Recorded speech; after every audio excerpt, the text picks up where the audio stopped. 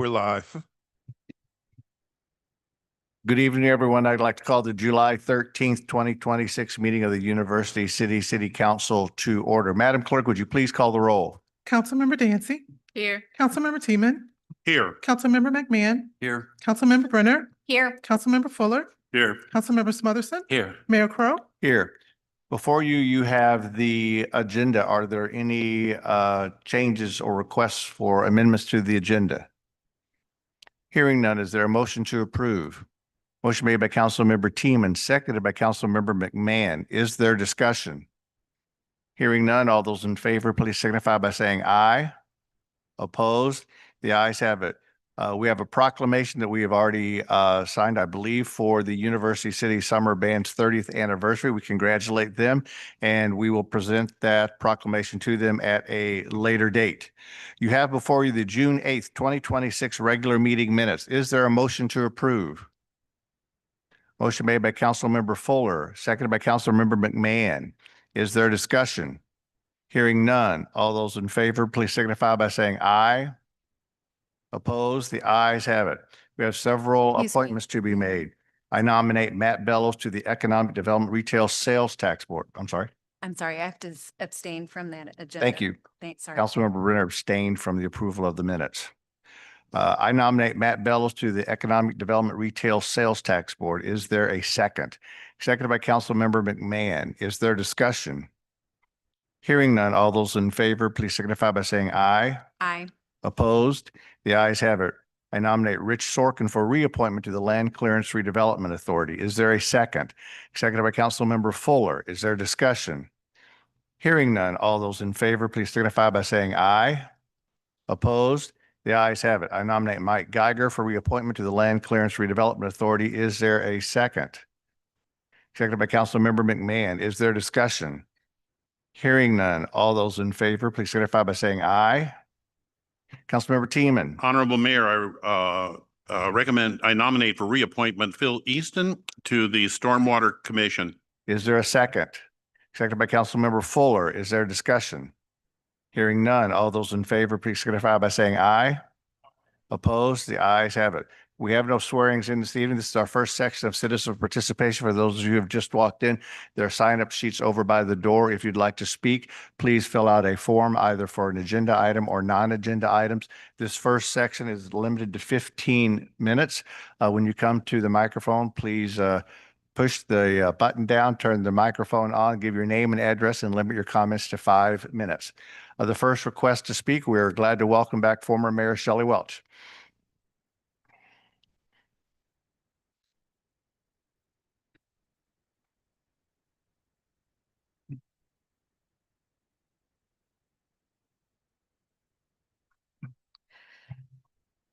Mayor Crowe and members of council. My name is Shelley Welsh. I live at 7141 Delmar Boulevard. I would like to share some thoughts on the finances of the city of University City. I am here to request that this council ask the citizens of University City to approve a bond issue to pay for the police station project, something I hope you have already decided to do. The approved budget for 2027 authorizes the transfer of $5.5 million from the general fund to balance the budget. That's a lot of money, and as you know, we don't have a lot of money. A member of this council told a mutual friend that it would be too draconian to balance the budget without the reserves this year.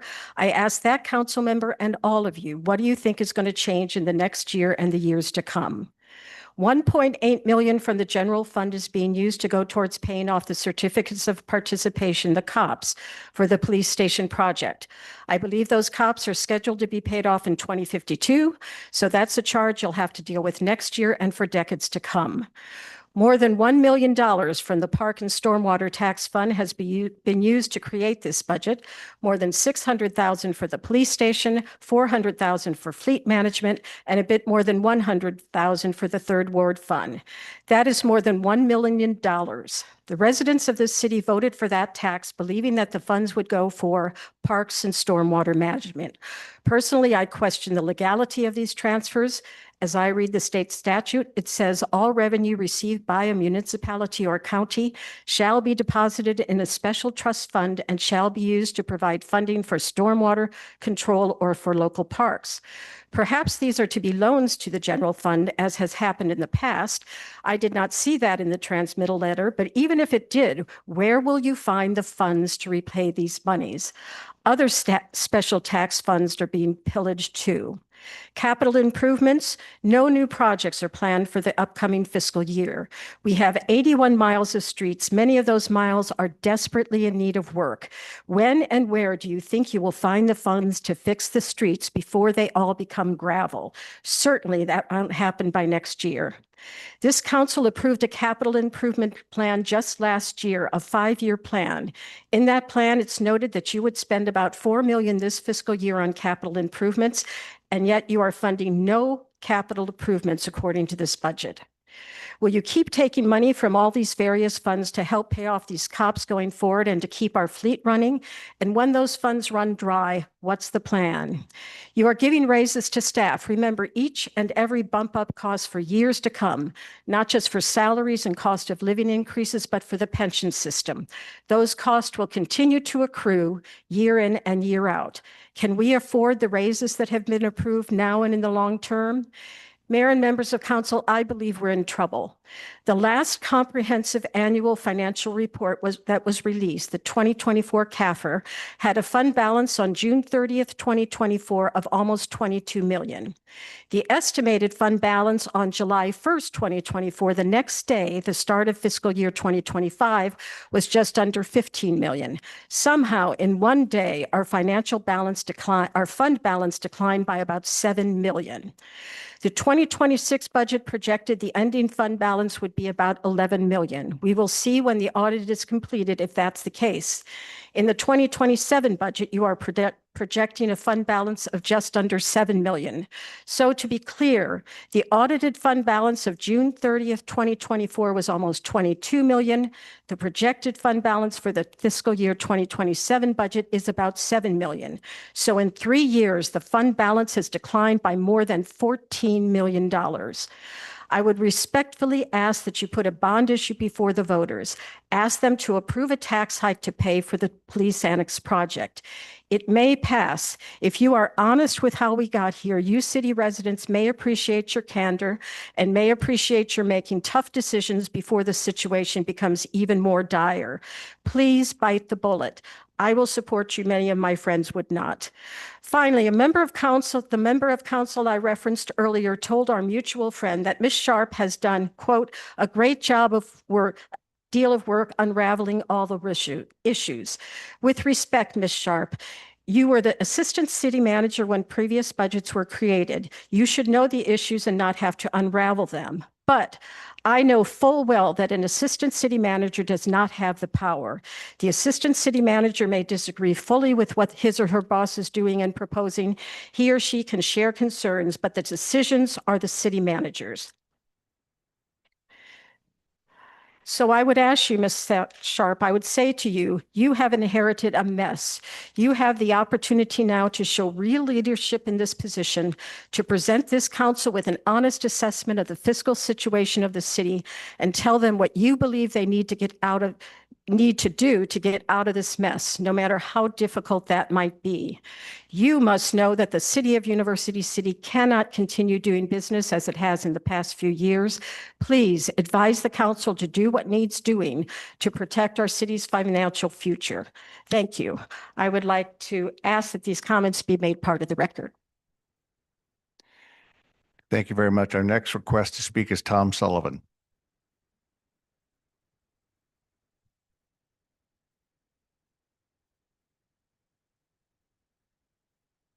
Tom Sullivan, 751 Syracuse, 63130. I would be one of those people that former Mayor Welch says would be opposed to a bond issue. At the last council meeting, Councilman Smotherson told the city manager about some streetlights that were out. One was at Olive and Kingsland, which I have been mentioning for many months. It's still out. It is actually one of 4 lights out at the intersection. 3 are out north of Olive. It makes the half block north of Olive completely dark, an unsafe situation for anyone walking on Kingsland at night. Another streetlight is out in the alley between Syracuse and Kingsland near what's referred to as Loop North. It's by an apartment building where Washington University co-ed was once sexually assaulted and beaten into unconsciousness. She was left to die in a basement laundromat, but somehow survived. I don't think the crime was ever solved. That same alley has utility wires hanging down in a dumpster that has a cover missing. A nearby alley that goes from Heman to Leland also has a dumpster with missing covers. A dumpster where Heman runs into Metcalf Park has missing covers on a dumpster for probably over a year. There are various dumpsters with damaged or missing lids in Loop North and the eastern end of the Third Ward. City inspectors who make as much as $80,000 a year shouldn't have much trouble finding them. With all that money coming in from Costco developments, funding shouldn't be a problem. Also, there continues to be a problem with utility wires hanging down all over, even more so after the violent recent storms. Most seem to be telephone wires, but it's sometimes hard to say. City inspectors should be able to identify the wires, and a responsible utility needs to be called. The alley in the 6300 block between Clemens and Case is an example of numerous problems combined. It has utility wires hanging down, dumpsters without covers, and some big potholes. Across from All Saints Church on the corner of Clemens and Westgate is a small patch of ground with some park benches on it. The parish installed a plaque on a big rock that says, "It is an appreciation for University City police officers, firefighters, and EMS personnel." It sits on the patch, and once a year, the parish held a service. But just recently, the city took out the shrubbery surrounding the tribute and replaced it with wood chips. It doesn't quite look as nice. Across the street at Eckerd Park, there is a growing tree that needs some attention. On the Leland side of the park, there were 4 trees planted as part of the renovation. All 4 died for lack of care. Hopefully, the park won't lose any more trees. Thank you for listening to my comments.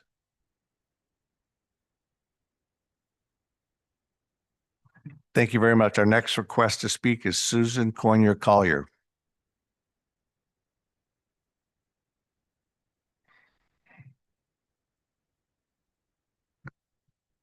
Hi, thank you for having me this evening.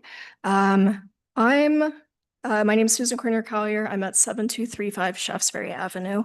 I am the mother of a recently finished kindergartner at Jackson Park Elementary School. And last fall, I submitted a request to the Traffic Commission for some pedestrian safety upgrades to a couple of crosswalks near the school. That was initially approved by the Traffic Commission in January. The issue went back to the Traffic Commission in April. It was approved again. It's now July, and I have not been able to get any updates from Public Works. My most recent contact was I left a voicemail for the Director of Public Works on July 1st. So my questions for the council are, what are the steps to have these approved safety features implemented? Who should I contact to get updates? And what are the next steps for me as a citizen trying to get this implemented?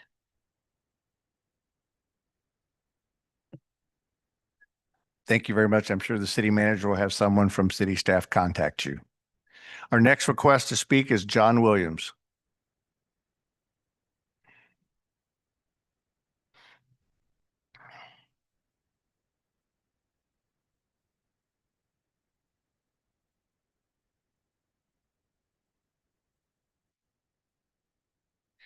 Sir, you'll need to hit the button. I think the police officer will help you, and then just give your name and address, and you're off to the races.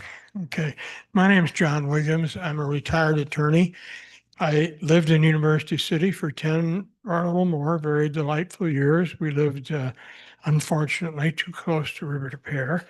And so that's what I'm really out here for tonight. I believe I'm on the docket, but it would be remiss of me as an attorney who did a lot of pro bono work.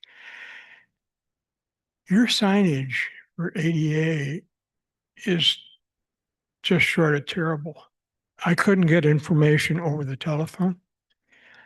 And my cab driver would spoke an inadequate amount of English, so he was not able to get me around. So I had to trundle my way all the way around and through the back door over here.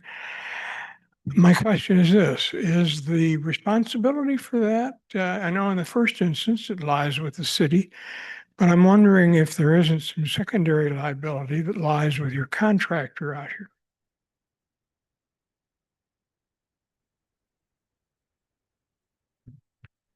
Sir, this is not a question and answer period. We appreciate your comments, and the city manager had to have someone get back with you, but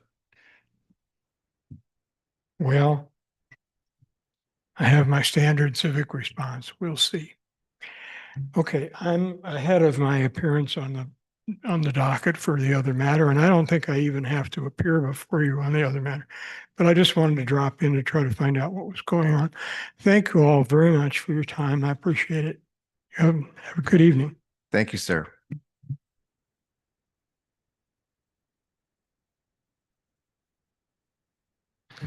This concludes this section of citizen participation. Are there any council comments at this point? Hearing none, we have no public hearing this evening. You have before you the consent agenda with items number K1 through 4, sanitation dump truck, annual cooperative road salt purchase, voluntary acquisition program agreement for purchases of 1079 Wilson and 7442 Ahern, and ratification of the Tyler Technologies Agreement New World contract. On the consent agenda, is there a motion to approve the consent agenda as presented? Motion made by Councilmember Brenner. Is there a second? Seconded by Councilmember Dancy. Is there a discussion? Hearing none. All those in favor, please signify by saying aye. Aye. Opposed? The ayes have it. We'll now move forward to the city manager's report. Honorable Mayor Crowe, members of the City Council, this first item, Capital Improvement Program Budget Transfer, is asking that we reallocate $130,000 that was intended to go towards our match for the EV charging station grant to our street maintenance program. Last week I learned that there is a very strong possibility that we will not get those grant funds and therefore not get the match. As you all know, we were awarded this grant, I believe, in fiscal year 23. And then with the new administration, it was up in the air as to whether we would actually get the funds. There's a third-party entity that has engaged in litigation to try and get those funds released. However, they have not been successful yet. And they let us know last week that if those funds are not obligated by September 30th, then they're lost. With that in mind, and given the situation that we have with our budget, when I gave the budget presentation, I indicated that I would be continuously looking for additional dollars, especially for street maintenance, which you all expressed was a priority. The Public Works Director provided me with at least 2 streets that we could get done for $109,000, and then the rest of the 130 would go to pothole patching. Should something change with the EV charging station grant, my intent is to come back to this council and ask for that $130,000 to be taken from the EDRST fund, which, as you all know, these EV charging stations will be deployed in the Delmar Loop. We actually went after the grant at the request of the Loop Special Business District. So I do think that it would be an appropriate use of EDRST funds if we find out that we'll get the money, we need the grant. So with that, I can take any questions you all may have. Councilmember Teeman. Honorable Mayor, you mentioned 2 streets are going to be taken care of. I didn't catch which streets those were. I'm sorry, I didn't hear you all the way. You mentioned that 2 streets would be taken care of. Which streets would those be? Jackson and Melrose and Jackson. Melrose and Jackson. And those streets were selected. So our Public Works Director had, at the beginning of budget preparation, she submitted a list of streets from each ward for repair. We were able to get a few of those streets in that CDBG application, the special CDBG application that you all approved a few months back. So those came off the list, but though these two were chosen simply because the estimate was within the range. The other ones were about 300,000 and 200,000. These two third ward streets were at 109. So I knew that we could cover that with the 130 and then use the remaining funds to do some pothole patching throughout the city. Thank you. Is there a motion to approve?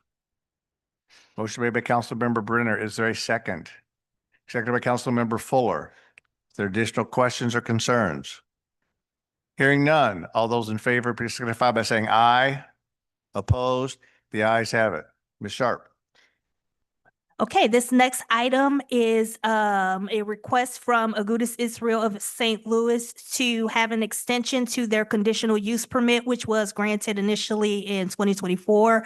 They have received one extension to date, so this would be their second. And I would ask that Director Craig Chandler come up to present the item and answer any questions you all may have.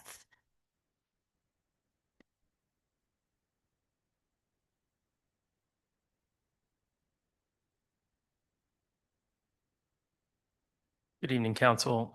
Thank you, City Manager. So as City Manager, as Brooke stated, Agudas Israel is requesting an extension on their conditional use permit that was issued in 2024. Last year, they received a one-year extension in 2025. Attached in your packet is a letter that came from the architect of record for this project, making that request on behalf of Israel Agudas. And there is a member of the church that's here to answer any questions if you have any. Staff is recommending approval. Thank you. Councilmember Brenner. Thank you, Mayor. Just because I was not here when it was originally approved, what is the project? Just so I know. I couldn't hear the question. I'm sorry. Because I wasn't here when it was first approved, I just wanted a brief overview of what the project is. That's all, just for information. Yeah, and in terms of the specifics of the project, I'll turn to the leadership of the church to provide. What I'm aware of is that a conditional use permit was required for that work in that this zoning district, general commercial district, places of worship are a conditional use.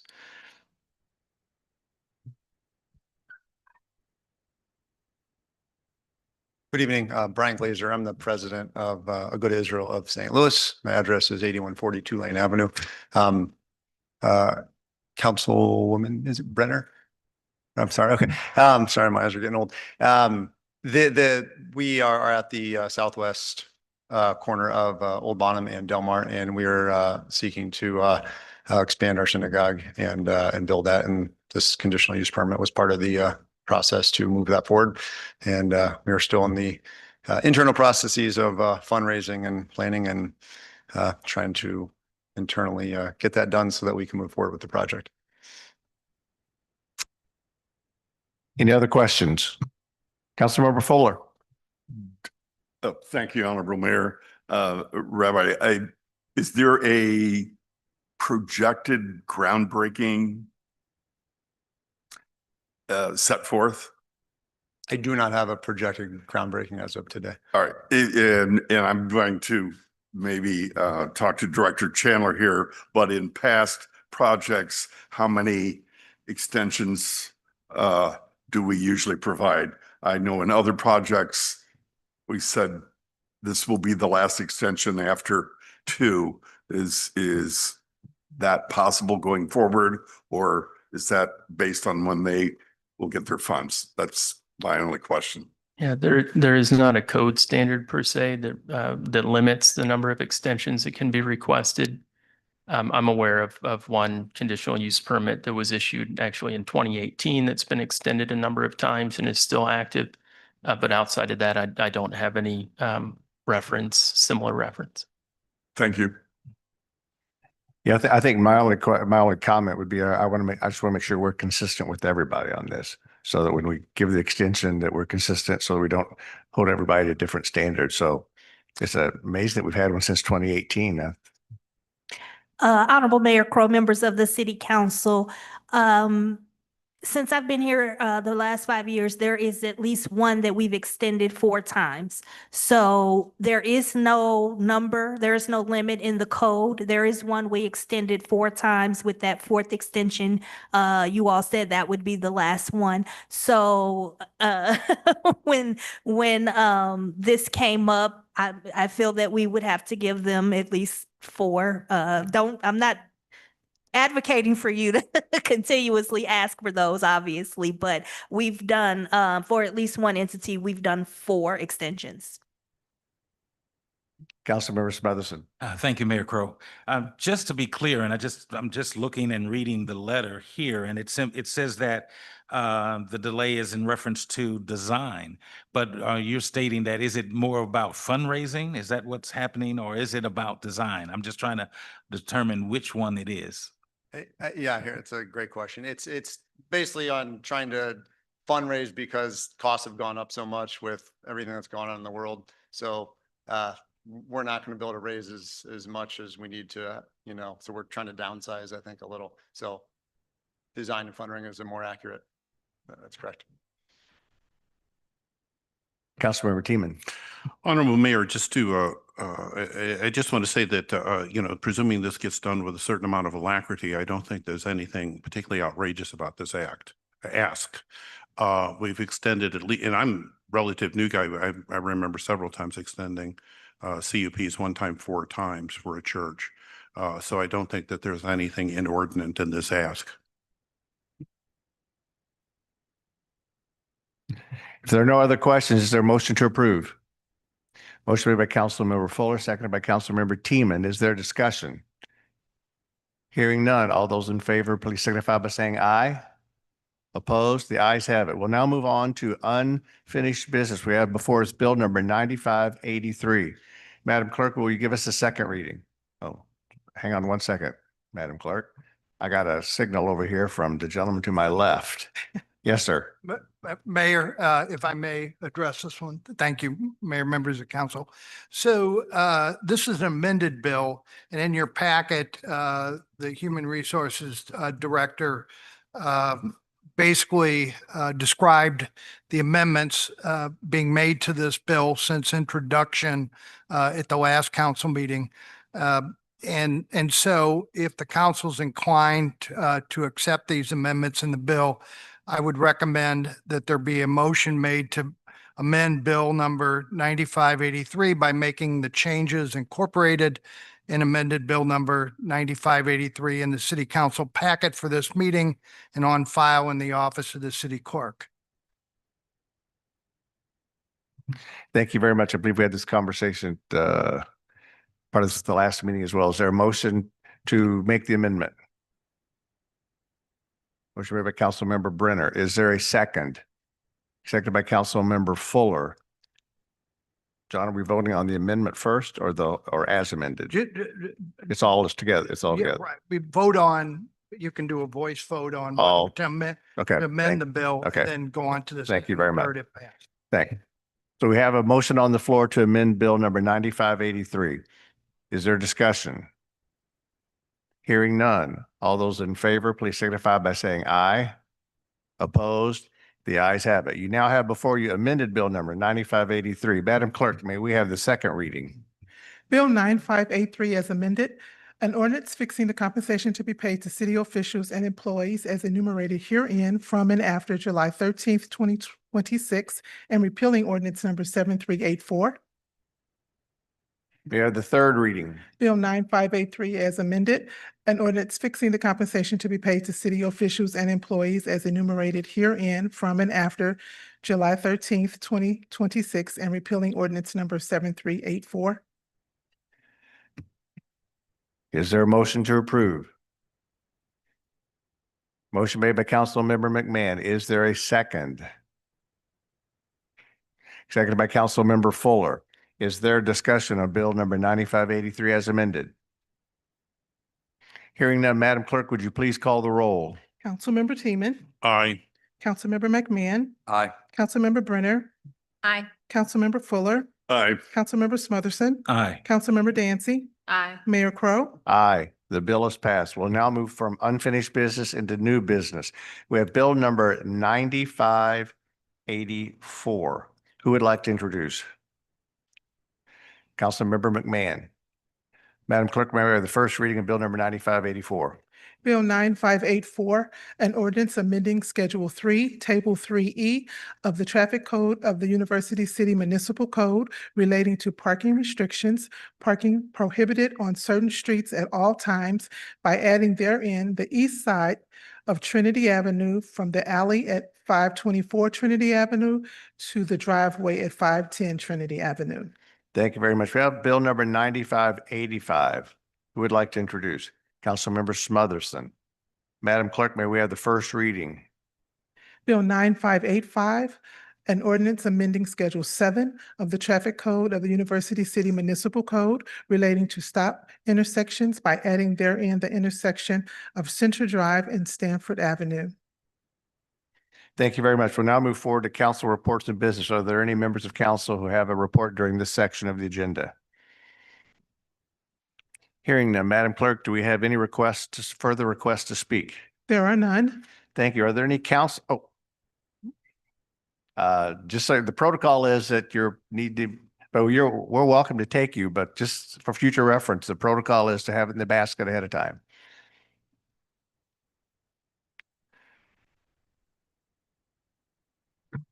Thank you.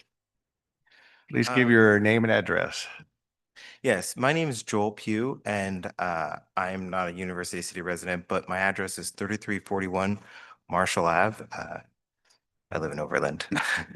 Okay, so as most of you know, my name is Joel. I'm the executive director for SHED. So I'm just wanted to briefly take up a few minutes to give you a very brief update of the current progress for the City Home Repair Program. So currently, I meet once a week with Stephen Franklin, the Third Ward Coordinator.